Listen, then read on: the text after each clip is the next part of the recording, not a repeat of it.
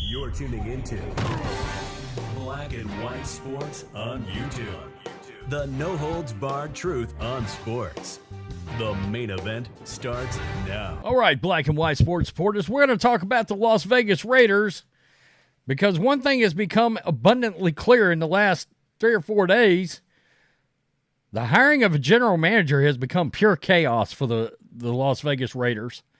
What was considered, let's say this time last week, a foregone conclusion of the hiring of Champ Kelly along with Antonio Pierce as some kind of a package deal has become crazy, absolutely crazy. Ed Dodds of the assistant general manager for the Indianapolis Colts has emerged as a prominent candidate. And now the Raiders have decided to interview Tom Telesco for a second time. It's clear there's a real good chance Champ Kelly's not getting this job. And I suspect that's got something to do with the committee. But what's weird is, why let Champ Kelly sit in on head coaching interviews? I mean, I understand that technically he was still an interim general manager, I guess. But that's kind of an odd way to go about it. And we got the Raiders interviewing a former Bears offensive coordinator that literally just got fired. I kid you not. But if you think about one thing that this guy does do well, and there were times this year, especially when Justin Fields got back off from injury, that Chicago offense actually started doing some things. But the one thing they damn sure could do under this OC was run the ball. No doubt about it. Now, some have speculated the Raiders might decide to go out there and trade for Justin Fields. I don't know that Justin Fields would want to hook up with this OC, but maybe, I guess, that's a possibility. Tom Telesco is getting a second interview. Former Los Angeles Chargers general manager Tom Telesco is reportedly in Las Vegas for a second interview with the Raiders.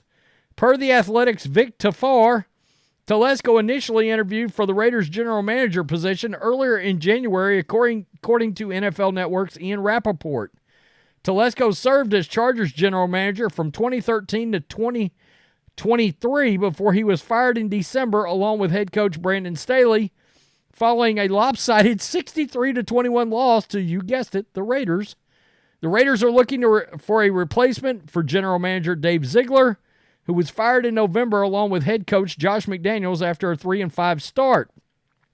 Along with Telesco, interim general manager Champ Kelly and Indianapolis Colts assistant general manager Ed Dodds, I think that's supposed to be Dodds, has been in the mix for the Raiders opening, and decision is expected soon, according to NFL Network's Mike Garafolo. The Raiders have already landed their next coach, hiring Antonio Pierce last week after his somewhat successful stint as interim head coach.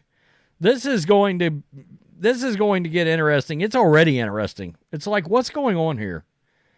Why all of a sudden is hiring a general manager turned into a nightmare, turned into chaos? The optics sort of looks bad now.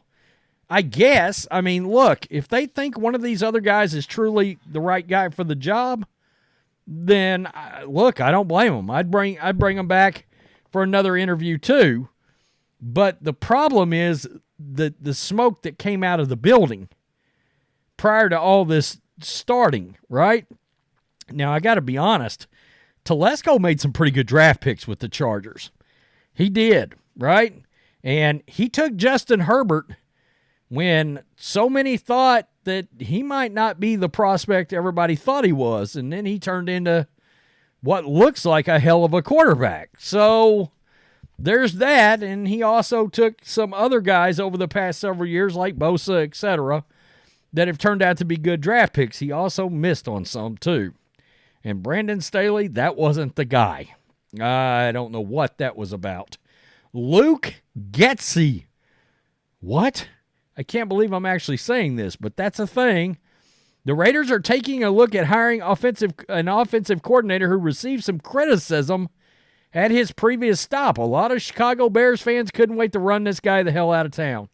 The Raiders are interviewing former Chicago Bears offensive coordinator Luke Getsy for the same position per NFL Network. I'm going to tell you, when I watched the Bears this year, I thought they actually looked kind of good on offense, to be honest with you. Getsy recently lost his job with the Bears following a disappointing 7-10 season. Despite the poor record, Getsy's offense ran the ball quite effectively in the National Football League. Listen to this, folks. Chicago ranked 1 and number 2 in rushing in the 2 seasons that Getsy was calling plays per NFL Network. So, you know one thing, if you get this guy, you're going to be at the top of the league in running the ball. Of course, that may not make for the most exciting product, but if you got the right quarterback, I don't know how this might work out.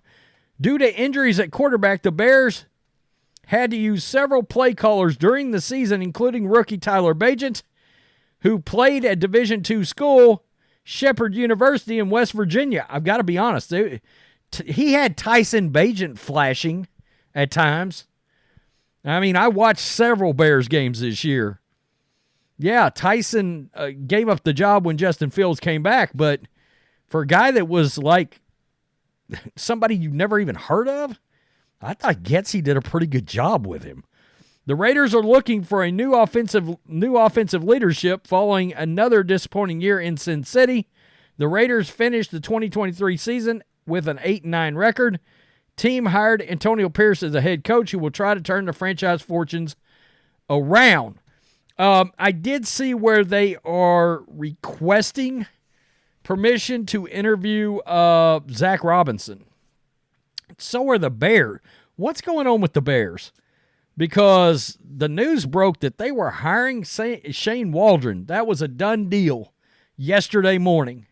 NFL Network broke the news, and which means the stories a lot of times what happens is the team communicates the hire to the league office, and then the media sources take it from there, or they send it to Rappaport, whatever.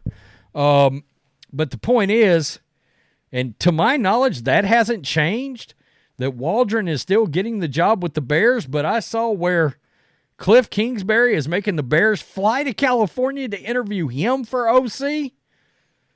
And maybe that was a story that was prior to the fact. Maybe they said to hell with that and decided to hire Waldron. I don't know. Kingsbury's been tied to the Raiders, and he's been tied to the Patriots. I don't know how that's going to work out. I, personally speaking, I'd probably hire Kingsbury before I'd hire this guy. But it is interesting if you're looking to play defense, if you're looking at running the ball and playing defense and controlling the clock, that old school way of playing football, Luke Getsy might be your guy, actually. Bears fans are like, what? What? But look, like I said, he had Justin Fields looking pretty good at times the last, say, 6 or 7 games of the year. The Bears went on a run at the end of the year, and everybody almost kept their job in Chicago. So, kind of makes you wonder, where would the Bears have been had Justin Fields not gotten hurt? That's the problem with these dual-threat quarterbacks. They get hurt. Are the Raiders laying back going, Justin Fields might be a pretty good guy to take a look at? Instead of drafting a quarterback? Just throwing that out. Or what if the Raiders are thinking something about someone, say, like Russell Wilson? I mean, obviously, this OC has got experience with dual-threat quarterbacks. I don't know, just something to think about. Look, if I wanted somebody that could run an offense with a dual-threat quarterback, the first guy I'm calling is Greg Roman. And he's got no buzz. I think I saw a rumor about Greg Roman and the Steelers. I mean, Lamar Jackson had an MVP season under Greg Roman. I mean, Greg Roman did a hell of a job with the Niners. And look, I thought it was very debatable that the Ravens should have gotten rid of Greg Roman. Todd Monken's done a hell of a job, though. Peace. I'm out. Till next time. Thanks for watching the show. Be sure to like, comment, and subscribe. Be sure to tune in next time on Black and White Sports.